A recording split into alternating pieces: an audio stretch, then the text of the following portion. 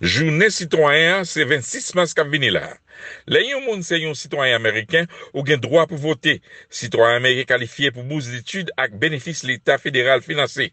Citoyen américain qui a opportunité pour toucher plus gros salaire, recevoir tout bénéfice l'État fédéral bail et puis participer à influencer travail qu'a fait dans la communauté. Est-ce que tu as même vu un citoyen américain? Pas tant en pile. Recevoir aide gratis avec application. Cependant, faut qu'on prenne un rendez-vous pour recevoir aide si là. Relais Project Citizen dans 617 694 59 49, 617 694 59 49 pour enregistrer. I have consistently been telling you, whenever I come here, it's like it's time for my cup of tea. It's time for me to have some fun. It's time for me to talk with folks that I love to see, that has something to share with all of you. Welcome on the bridge. My name is Jean-Claude Sanon. I'm your host. And definitely you're looking at some faces that are here probably just for the first time that you've never met before. So today you're going to be discovering a lot about Sean Morrissey, and as well as Ellen Greene. I could say Greene also if I were to put the E at the end. But however, with the both of them, we're going to have such a nice conversations, learning a lot about what they have accomplished, what they have done, and what they're about to do. So coming into the community, informing you, educating you, and telling you what do they have to offer that is detrimental and crucial. Because very often, information doesn't come to you just like this. That's why we got to go and look for it and bring it to you, and for you to dissect it and really do the rest of it as far as we are concerned. Because services are being put forth in the community to help the community survive, to strive, and so on and so forth. So this is why we are here today. And again, I'll welcome you with open arm, like the guys used to say. It's a pleasure for me to have both of you in the house, and I'll tell you I'm so excited. Absolutely. And the honor is yours, ma'am. All right. Introduce yourself to everyone. So I'm Ellen Greene, and I am with the YMCA, Old Colony YMCA, right here in Stoughton. I think, first of all, we welcome the Haitian community, any community, into our community, and I'm glad to be here. Thank you for offering to have us on your show, and we'd love to share more about us. We're definitely going to. Mr. Sean? Yeah. Sean Morrissey, I'm the associate exec at the Stoughton Y along with Ellen, and I just echo what she said. We are happy to be here and kind of talk about what the Y does and what we're going to do, and we thank you so much for your time, and so we're looking forward to this conversation. Be it is, this is not a mainstream media, so we're just gonna take our shoes off and our coats off, and we're gonna talk, we're gonna jive until the end. Tell us a little bit more about you in terms of, I've seen something about Tupperware, which I remember in my old days when I got married to my wife. Tupperware was the ideal merchandise that they used to sell me. So if you can sell Tupperware, you can sell anything. So go ahead. So I think my story starts in New Bedford, Massachusetts. Okay. And so I was born into a family in New Bedford, and I ended up going to UMass Amherst, and I ended up back in Boston. Of course, that's where everybody goes after school. And then my husband and I got married, and we bought a condo in Randolph. So we started, I've been married for 37 years, so we started in Randolph, and I've been part of this community for a long time. Eventually I moved to Stoughton, now I'm in Whitman, but I'm in the same area. I think for me, raising children was a priority at the time, and I was lucky enough to be able to do that. And it was a little bit of different time then. So I worked, before I got married, I worked for a couple of large General Electric. I worked for a couple of large organizations in sales. That's I love that. But more importantly, when I got married and had children, I really wanted to try to be home with them. And over time, I realized, and for all of the women out there and men who realize that there's more to life, there's lots of different ways you can raise children, you can do whatever you do. So I wanted to get back in the workforce, and I wasn't ready to go back 8 to 5. And so that's how I got into Tupperware. Really sort of like, how does it happen? That kind of thing. And I was lucky enough to be, I was good. I wasn't just lucky. I loved what I did. I loved meeting new people. I went into all different kinds of communities, did lots of fundraisers. And I think that's where as my husband says, I'm a white coat, that's where my heart is. It's with fundraising and with supporting communities. And so I think I learned a lot about that in those Tupperware days, but I was successful and I had opportunities to go on trips, and it was my full-time job without being full-time in a regular 8 to 5 job, if that makes sense. And then an opportunity, my kids got a little older, I was missing, honestly, my son played basketball, and I was missing his games, and because I would work on Friday nights, or when their games, or Saturdays when their games were on, and I think I said, you know what, and he was going to go off to college and whatever. Anyway, I needed more money, like we all do, and so I looked for a full-time job, and I applied for the job. A friend shared about this opportunity at the Jewish Community Center in Stoughton, and so in 2006 they hired me as the membership director. And then in 2009, it became a YMCA. So there's a lot of stories here. But we're not going to unfold all of them. We'll take some particles out of them. But I think the key is I ended up in the right place. So I was a membership director, and then I've been promoted many times over the years. What I have noticed out of everything that you've been saying, I could see your heart is in it. And often you find folks that are doing different type of jobs, but when their heart is not in it, they become the worst for them. And this is what I would advise to anyone out there. If you are doing a job, you don't feel your heart is in it, maybe that's not where you belong to, because you could never perform into your utmost best, as far as I'm concerned. Right? So far, by listening to you, I'm already having fun. Let's see how Sean is doing. I don't think my backstory is as robust as Ellen's, I'll tell you that much. But I'm from Quincy, so not too far down the road from Randolph. But I've been a Y kid my entire life. And so I took a job when I was 15 and a half at a summer camp. At the time, I knew the Y as a gym. I knew it as a pool. I knew it as a place you can get a job. Little did I know I'd still be with the Y 18 years later, or whatever it is now. But so I took a job working with 5-year-olds at summer camp. And from that point forward, I never left the Y. And so I've done pretty much any job you can possibly imagine in the Y. I've done summer camp, I've done after school, I've done sports, I've done pool, everything you can imagine, fitness. And so that's been my career. So the Y at the time was just a part-time gig for me, but then it turned into much more than that. And so luckily along the years, I bounced around from different Y to Y, whether it was Quincy or Hanover. Went up north to Beverly for a while, so I was driving a little bit, for a while, and then found a home in Stoughton. So very, very happy where I am. But it's been great, and it's provided me not only a career, but something that, like you just mentioned, it's something I love to do. And so if I didn't, I wouldn't be there. And so that's been kind of where I've been. And, I've had a couple jobs on the side, but the Y is my heart. It is what it is. And so that's why we do what we do. You could not find the best. I did find the best. Listen, they should have labeled him the Y boy that becomes the Y man, and so on and so forth. This is amazing. Yeah. Very nice. Yeah. Now, let's get into the Y, because I remember when I was growing up in the city of Boston, I think I had membership with the Y. Except to go and learning a little bit about swimming, and I think that was to the extent also when they come up with the whole aspect of gym and fitness.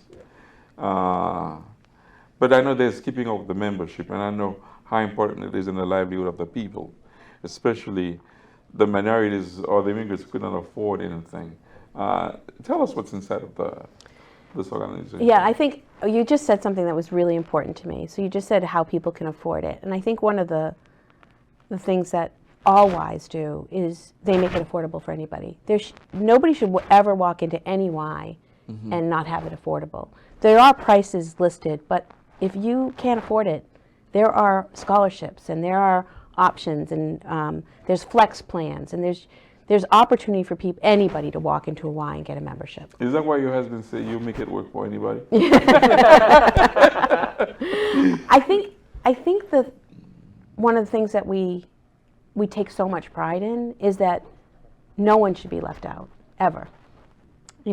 We're in any way, and even in fitness, right? So especially today, in today's world, it's not just, I talk about this a lot, but it's not just fitness, it's healthy living, it's having friends, it's having time to go. We talk about this a lot, or I talk about it because I guess it probably meant something to me years ago, but it's about having young women and men who have children, who have to take a minute, put their kids in a kid zone where it's safe, and go take a shower by themselves.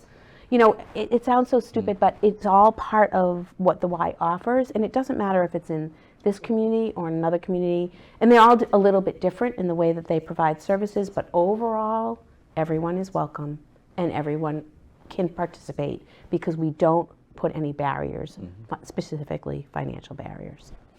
Now, if you carry the label of the Y in every sense of it, tell me a little bit of the history of the Y yourself. Yeah, so I mean, the Y's everything, right? And so, you know, so many people think of us as a gym and swim, so they think about the fitness center, they think about the pool. But we're so much more than that. You know, I think, you know, for us, you know, in Stoughton, but across the board, you know, we're child development, we're emotional, social, and mental health. You know, Ellen just, you know, touched on being able to provide scholarships for anyone that needs it, but it provides a safe space for everybody. You know, there's YMCAs across the nation that not only provide those things, but they also have housing. You know what I mean? There's things like that. We have mental and you know, mental health services across just our Old Colony YMCA. We have juvenile detention centers. We have things that I don't think anyone associates with the Y, which is why it's so important for us to get our message out to everybody. And it's fun more than anything, and it's safe. I mean, that's the best thing I can say about it. You know, I think even in, you know, we just started an initiative in Stoughton for food insecurity. You know, once COVID kind of came into our world and the pandemic hit, we knew people were struggling with different things. And so Ellen and our team, we went and said, well, how can we help, right? And so now we have a food pantry in Stoughton that people can provide, you know, basic information, and they can start to get food for their families. You know, we have Fair Foods that comes every other Wednesday. That's affordable protein and produce and healthy foods that people can come and get, and it doesn't cost them an arm and a leg like you might get at the grocery stores right now. So, you know, I think it is awesome that we have a gym, it's awesome that we have a pool, and it's amazing that we have basketball leagues and we have summer camps, but it's more than just that. And that's why I think, you know, I encourage people to learn more about the Y, because we're a charity too. It's not like, you know, not like we take our money that we have coming in and we take it as profit. No, it all goes back. And we like to provide those things, such as memberships, but also summer camp weeks for kids that need it. You know, after school, you know, here in Randolph, we have 4 different elementary schools that we do after school care in. That a lot of those are funded by scholarships from donations of people. So, you know, that's a very small piece of it. And if you go to every Y, it's a little bit different. But that gives you an idea of how all-encompassing the Y can be. Well, it's a house of prevention that helps society to really grow and really cope with that as a whole. I remember several years ago I attended something in Brockton, and a member of the Y came and speak, and so they made a whole chart of history as far as where, when, how did it start, and so on and so forth. And at that time, I also overheard that they were working on a plan to have a Y in Haiti. I was there at that gathering, and I probably didn't know that was Ellen that was there, but I was there, and it was fun seeing them focusing on the need of helping the land of Haiti, and I was amazed. I never followed back into that story completely, but I guess it must have unfolded to a reality. Can you tell us a little bit about that? So we partnered with Haiti to build a Y. And they have about I think there's probably 6 Ys now throughout Haiti, but we partnered with them specifically on Jacmel. And so our goal, and all of our executive, I think it was before Sean was with me, but all of our team would get together and really begin to raise money specifically for that Y. And what we did is we brought in those shipping containers. I don't know if you've ever seen how they build these things, but they took 2 shipping containers, and that's how they built this Y. And it's not, I think the thing I learned most about this, when I learned more about what we were doing in Haiti and trying to promote it and encouraging people to donate and be part of the solution in terms of helping out our friends, our compatriots in Haiti. But I think the real thing about this is that it's different than our Ys, right? Because our communities are different. So they were playing a lot of soccer there. They were their why was more about childcare after school, sort of what we do here, but that was more about their why, is making sure those kids were safe after school. And so I think, I think that's what we learn about whys in general, whether it's in Haiti or it's in the US or wherever else it is in the world, that we find out what the community needs and we support that community. And I think Sean was saying that truly about food insecurity, right? Food insecurity is, that's, I know people use it all the time, but people need food. And I'm not saying that they need a whole shopping list of food. I just think that food is expensive, and you could be making a decent wage and still need food. And so I think what we're trying to do is just take that, make it a little easier on people, and it also is part of our inclusion and diversity, all of our DEI work, meaning that it has to be available for everybody. So a lot of our food pantries, local food pantries, really support the town they're in. We bring in members probably from 20 different towns in Stoughton, right? We're right off 24. So people are coming from all different, and it doesn't matter what town you're from. Mm-hmm. We don't care. We give you food. That is so beautiful. My guest today is Sean Morrissey, and so that I won't forget the name, I'm going to repeat them for you. And Ellen Greene, two members of the Stoughton Y, who are here today discussing some important issues with us. How do you guys survive? Doing all this work. When I seen the line of work that you are mentioning in here, requires tremendous amount of expenses. Yeah. And you are also helping folks who are in need at the same token, who could not really afford this elsewhere, but at least they have the opportunity to come in and do that. How does it work for you guys financially? So I'll take that, I guess. So first of all, what we do, we're a nonprofit. We work just like any other nonprofit, which means that we have events that raise funds. Mm-hmm. We talk to our local businesses and see how we can engage them. It is an ongoing project each year. So here at Stoughton, it's different for any Y, but what Stoughton does is we have a spin-a-thon event where we raise, it's a lot of peer-to-peer fundraising and sponsorship opportunities, and even in terms of cause marketing for businesses, right? So there's businesses out there that do work in our communities and they want to get out to the community. Well, we have 20,000 members. They might want to reach out to those 20,000 members or whatever number we have. So I think when you think about that there's a direct correlation between businesses who want to help the Y, who get some advertisement out of it, and then they can say they help the community. Today's world, our young people, they don't want to just buy a product or be participatory in a product or whatever. They want to know that they're working with an organization that cares, right? So all of that is played into it. So part of my ask is just literally, JEAN-CLAUDE, I would go to you and say, we're really doing this work. You really believe in food insecurity and the food pantry. Can you help us out this year? So that could be a question that I would ask somebody in our community. Or I would engage them in something called the Spin-a-thon, which we just talked about, which is really a bigger event. And then Old Colony Y in general has 7 branches, many social service sites, and they do a gala each year. And all of that comes together, and that's how we make it work. It adds up. We develop relationships, and and that's the biggest thing. And the only thing I'd add to that is, we have so many amazing partnerships across the communities, right? But it also starts with our staff. Our staff is such a big part of what we do, and we love our staff. And when we ask for donations outside the Y to help us, before we even get to that point, we're asking of donations of our current staff, and they contribute to what we do. Living by example. Living by example, and that's our first step. And so I can't stress that enough, that we have such a great core staff team that are there that help to kickstart the mission and put the mission in motion, and that's how we do it. I'm not giving you ideas, but I'm just giving you thoughts. When you said you had 20,000 members, do they also engage in terms of if you guys are having any activities, do they also get engaged themselves also into it? We hope so. So there's The answer is yes. Okay. There's, there are people who want to be more engaged. We have a very large volunteer contingency. Okay.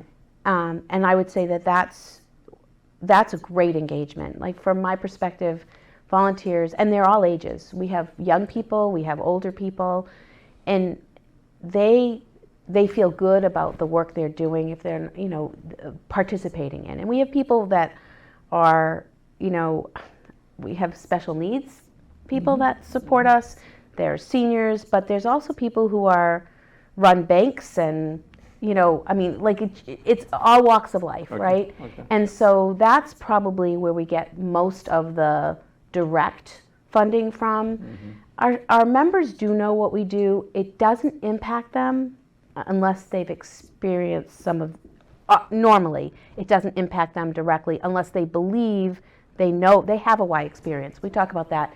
There are many people in this world, you had a Y experience, many people who had a Y experience and it was positive, and so they're supportive of us. Or it could be somebody who went to camp, 10 years ago and wants, they want to give back, because we do a lot of scholarships for camp.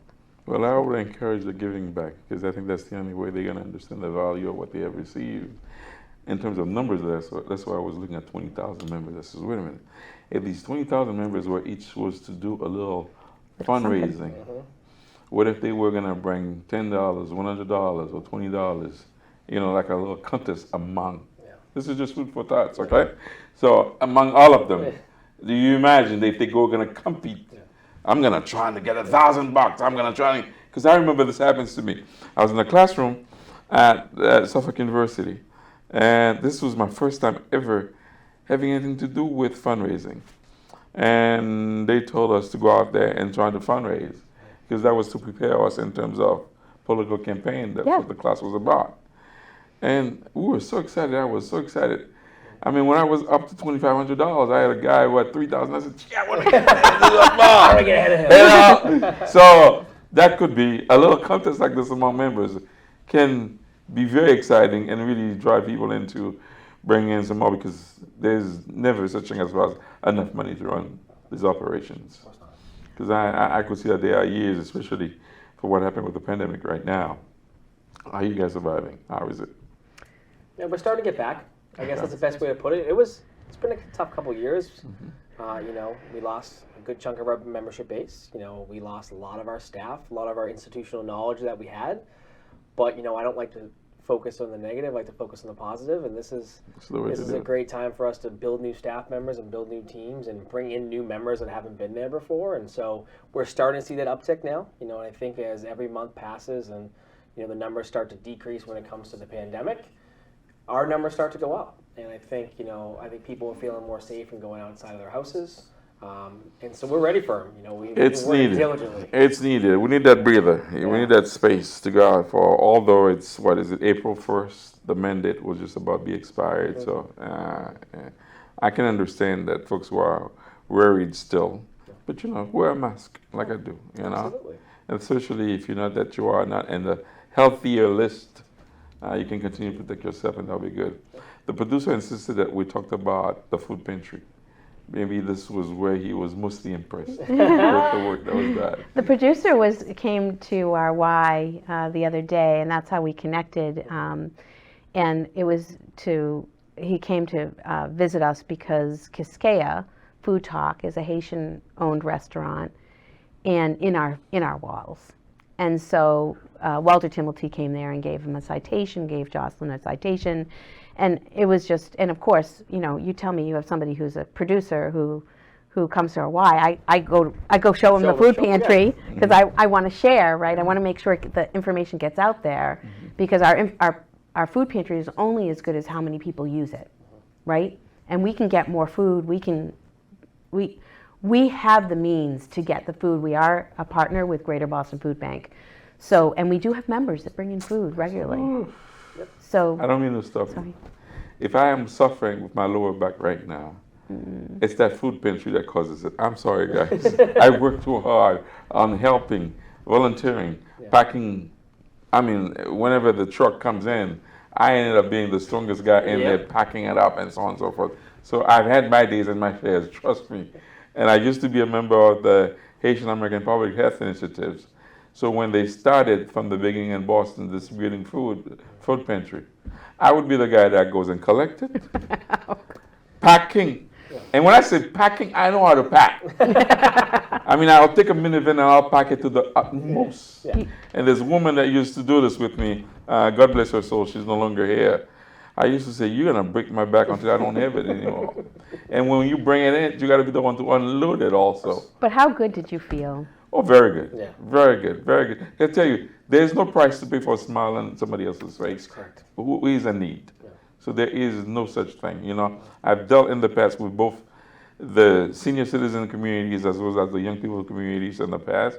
And I'll tell you, those are the two groups of people, when you touch them, it's like heaven on earth for them. So you can continue with the food pantry. I just wanted to give you this little. Yeah, I'm totally with you. I think, so food pantry is as big as it can be at this point. So we do about 130, we probably have 130 people come each week. And it's growing, you know, clearly. We only started, when did we start? It's not been a year yet. It has not been a year yet. It's been less than a year. So we've really moved in a great direction, and because we know the community needs it. And you're right, oftentimes it's a lot of our seniors. I had a family who I learned about from one of my board members, probably September, October, and I tell this story often because it really means something to me, but this particular woman, husband was in the hospital. He had a heart transplant, and she had a young child, has a young child, 5 or 6 years old, and I learned about her story, and so we invited the child to come in for our after-school program. Yep. It's free. It was, you know, because she couldn't manage between work, going to see her husband. I mean, life was, you know, it was life overtook. Too much, yeah. And so then we asked her. I had a conversation with her, and I realized she could use some food, so we gave her food. And I think what I learn every time I meet somebody like that, I learn they're not asking us. We have to find them. She knew she needed help, but she didn't know what to do, right? So that's one of our jobs, and that food pantry is a great example of that, because people can't afford to go to the store. They're going to go buy. They can buy something, but they're not filling their cupboards. Mm-hmm. So then there's a little bit pressure as to where their money is going to come from. Do they pay rent? And especially today, rent is crazy. So like even one of the things we give out is a big bottle of extra virgin olive oil. And that sounds funny, but it's so expensive, right? And so that's something they don't have to go to the store and get. And even some cleaning supplies. We have some cleaning supplies too for families. Those are things that cost a lot of money, but it's not a priority. But it needs to be, everybody needs those items. So I think, from my perspective, that's what the food pantry does. It's a security net. You know, I was raised in a family where I always had a security net. I never had to worry about it. But today's world, not everybody has a security net. So you understood the value of that, and you don't take it as a privilege. You take it as being very lucky, because there are so many people out there who doesn't have that luck. Let me tell you a story. I was raising a family of 5. That's how big my family was. Oh, still is. And I was living in Norwood. And back then, my wife could not go to work because 5 kids is just... It's a lot of kids. So I was the guy that was doing, whether it was the morning shift or the night shift. And I don't know whether it's the same thing, but when you're telling me about the woman story, Haitian has a certain particular amount of pride of not wanting to do certain things.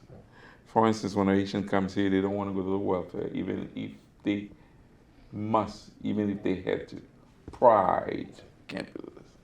So for me, it was going to a food pantry was just, shoot, man, what if anybody sees me? What if that? So one day I decided to break the barriers. So in Norwood, I went in ditching for my family. So, and when I brought it in, I couldn't tell my wife exactly what was going on, because I was the one that was breaking the bonds of what happened. But ever since, she tried it and feel like it was very healthy and very well needed. So, from that point on, I took the freedom also of introducing other people that were in need to really do that. So, as you were saying, sometimes you have to go and get them. They may not be able to come because of this whole idea of pride. And there's that saying also, when you go to these places, they don't give you the right product and so on. And you mentioned virgin oil. I mean, olive oil. I mean, I've seen things that I could not buy at the store at a food pantry. Yeah. Now I'm getting really excited. But one of the things we're doing is we're making it like a grocery store. You literally are going to be able to, we're started to do it, but we need a better space, but we're working on it. But literally people can order what they want. They can go on our app and order what they want because think about becoming fancy hour. Yeah, but think about this. Upgraded. But think about this though. We have a large contingency of Haitian population that come to our Y.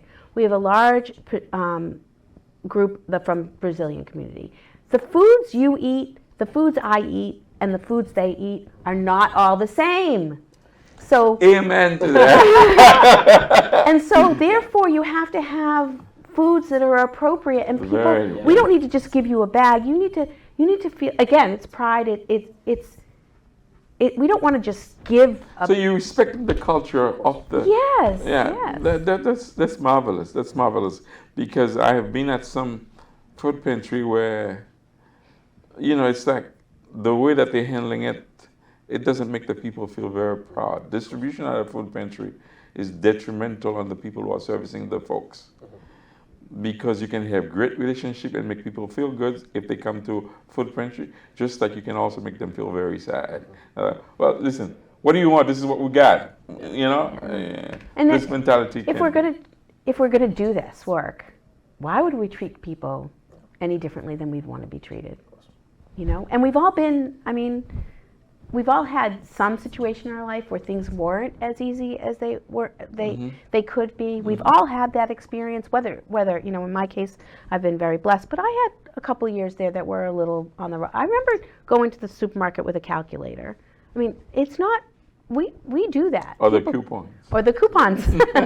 and really thinking about, what you're buying. And I think our job is to let them still have, one of the things we did is, sorry, I'm going on, but one of the things we did is one of the events, which I was involved with the Randolph Chamber with this event, but I had everybody bring a box of cake mix and frosting.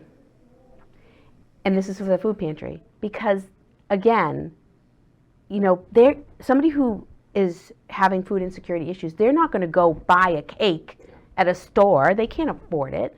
And they're not necessarily going to go to the grocery store and get those items either because they feel a little guilty because it's not necessary. But it is necessary. Everybody should celebrate their birthday. Yes. So or whatever occasion. Right? So I think life is so short. So you better celebrate. So I think that's the kind of thing that that we think about all the time because it really is it does make a difference in someone's life. Before they tell me that I have to close this chapter, because I know that we've been talking here a lot. If I were to say to make a call onto the populations, just to show them how open this is, how inviting this is for them to come to that way, what would you say to them?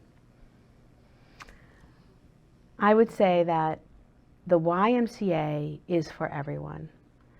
Regardless of skin color, regardless of background, regardless of ability or disability. And it's on them to go visit us, find us, and meet us and find out, just visit your facilities, learn about it in your communities, and come to the Stoughton Y. And where are they located also? That's another important. Yeah, so we're at 445 Central Street in Stoughton. But I would to echo what Ellen said, let us show you what the Y can do for you. That's the biggest thing. When I went there at 50 and a half, I didn't think I was staying for 18 years. Come into our community so we can show you what we can do, and come visit us. And our front desk staff and our leadership team are more than welcome with open arms for everybody. So. And we are hiring. I'll always say that. We are hiring. So you know, somebody is out there looking for something. We might have just the right things. And for young kids too, and for adults, and for seniors. I'll make one offer and one commitment only. We'll exchange numbers. And one of these days, I'm hoping to get a phone call from you and say, Jean-Claude, you made a promise. You're going to come on a day that this pantry is operating, and for you to donate at least an hour or two.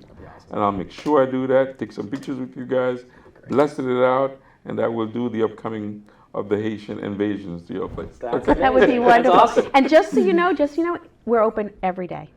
Very good, very good. So, but I will make sure that happens. Please. Listen, you offered it. She's going to make it happen. I promise you. Oh, I know I'm dealing with. I know I'm dealing with. Guys, thank you so much for coming in. This is your house, okay? Because this was built just in the purpose of multicultural televisions, really bring all the cultures together. So glad to have you in the house today, and hoping to have you back again some other time. Thank you so much. Thank you very much. It was The Bridge. This is where we ended up. We'll see you next time. Thank you.